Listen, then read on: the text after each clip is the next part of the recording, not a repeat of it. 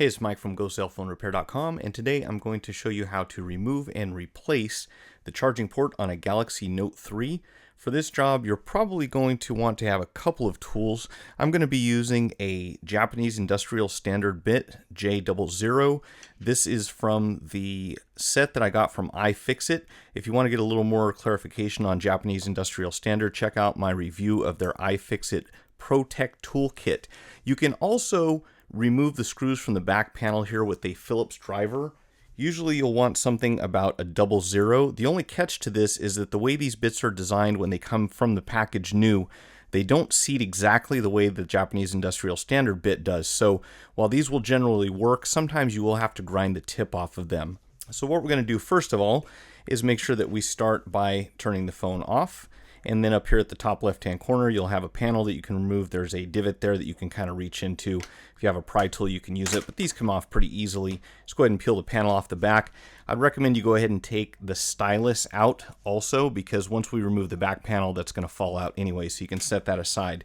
You won't have to worry about the micro SD and the SIM card, but if you want to, you can take those out. We do want to remove the battery, of course.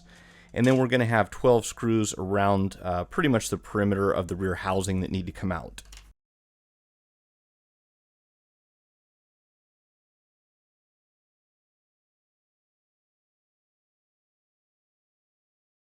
All right, once you have the screws removed, you can usually grab this back panel right about here. And if you just gently lift up, you'll see that it starts to come apart. Now, if you have trouble getting it to come off, don't force it. You don't want to crack this. In the worst case scenario, you can always take a very thin pry tool, anything like this. This is actually a 0.73 millimeter guitar pick. That works out well. But I usually find that if you're just patient and you pull very gently, you can kind of work your way around here and around the top, and then just try to get in between the panel. And this one will usually come right off. It might stick a little bit down here at the bottom. So again, if you have to, you can go in here with the tool. But usually you can just kind of pull this very gently right around the edges and it'll pop off. So we have the back panel removed.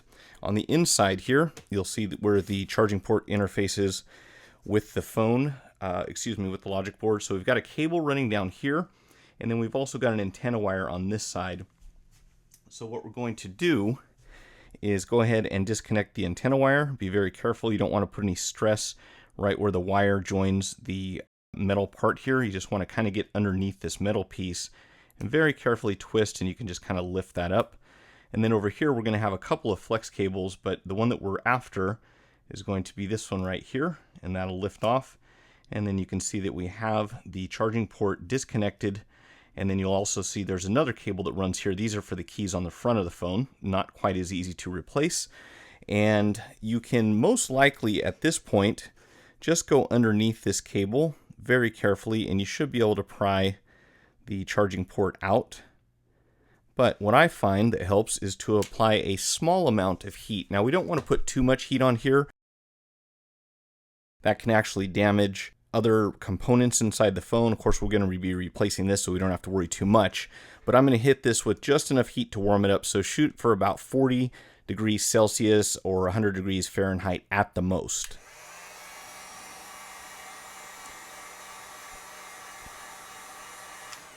Okay, so once we've got that just slightly warmed up, it'll make the adhesive a lot more pliable.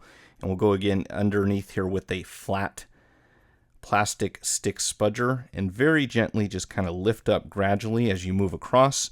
And you'll see that it kind of peels up from inside and away from the housing.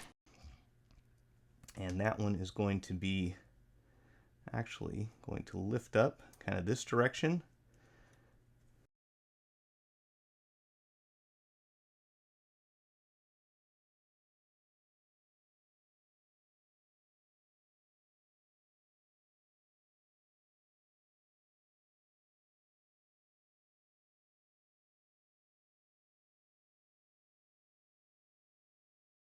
All right, so let's go ahead and put it back together.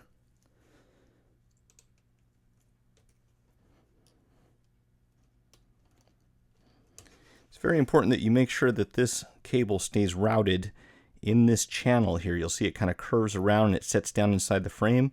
You want to make sure that goes back into the exact same spot. Otherwise, you will end up pinching the wire, the antenna wire, when you put the rear housing back on, and that is never a good thing. The tricky part here is usually getting the antenna wire to connect, so be very careful with this. There's only one way to put it on there, and if you force it, you will damage the connector, and then you'll probably have to buy another charging port or another antenna wire, and we want to avoid that. All right, so once we've got that back in place, we can go ahead and just snap our rear panel back on. And I use that term loosely. It doesn't really do a lot of snapping. There are a couple clips at the top and bottom, but not much. A lot of this just kind of sits there, so it's mainly the screws that hold it together. And once we get it back together, put all the screws back in, put your battery in, plug in your charger, and you're ready to go. If you found the video helpful, hit the like button and feel free to share it on the social network platform of your choice. Check out some of my recent repair and product review videos, and visit us on the web at gocellphonerepair.com. Thanks for watching.